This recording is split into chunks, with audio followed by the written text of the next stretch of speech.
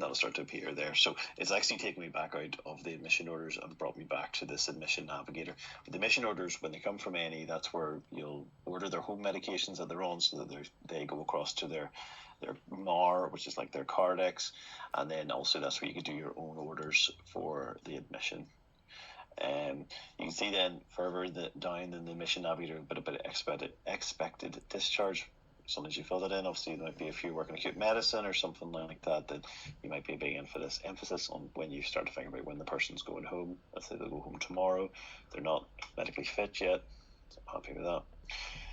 And then once you've done those things, you've got your clerking notes. This person's already had a clerking note, but for now we'll do another one. So I'm going to click on create note in note writer. It brings up this template, which I think is the same across all the different trusts. I'll accept that. I think the actual template looks a little bit different to this, but if memory serves me well, I'll try that without, see if I can get the one that we use.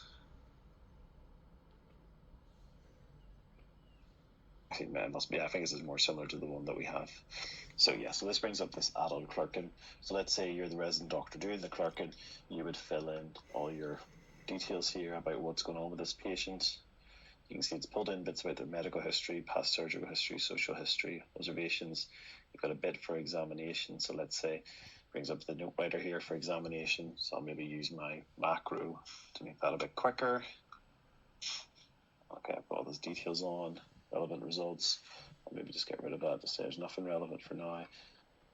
Depression, upper GI bleed, or whatever's going on for the person. And plan, I guess, whatever you want to document for that person. This is effectively where you'll do your clerking notes. This is where you'll do your history for the patient. You'll document your examination findings. Maybe put some investigation results down here if you wanted to. Things like that you would have done in the past on the admission booklets. So let's say I sign for that. And that means now that I can see that my clerking's here for this patient. And if I was to go back and look at the post-take ward round list, there would now be a green tick beside where it says clerk in note. So I know that person's been clerked in. So let's say it's maybe the next day or later on that day, you're doing the post-take ward round. I'll go and do the post-take ward round notes. You can see there's just further down in the navigator. It does bring up problem list again if you want to update it before maybe the post-take ward round. I think it prompts you to do that. But let's say I go down to the bottom, post-take ward round note. I'll create the note for that, and this does bring up this template, which again you may or may not like. You can adapt it or get rid of it or use it. I do use it. I find it's quite good.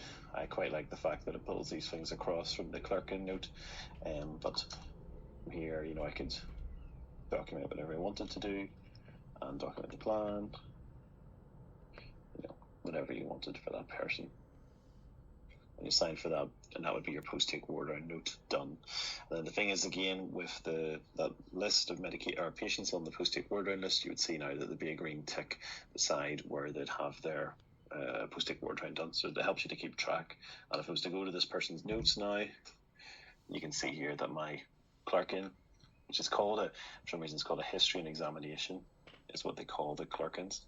So you can see here, it's got a history examination. It's now appearing, and as well as that, my post-take ward round note. Now, if I was looking for these in the notes, you can see here this has got all notes at the minute. If I was to click on progress notes, it disappears because it's its own unique note, so you might have to do just to look for them. So I'm going to go to all notes, but let's say I wanted to find the post-take ward round note.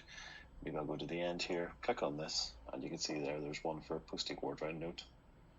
So I'm going to click on that, and you can see it brings me to the notes that are specified as being post-take ward round notes. So it helps you if you want to filter through things very quickly.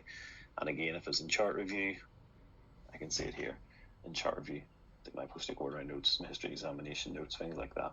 So you can see that they're all up here in there.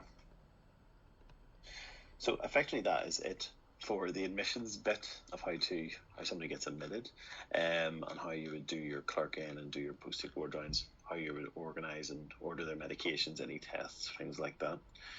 Does anybody have any questions?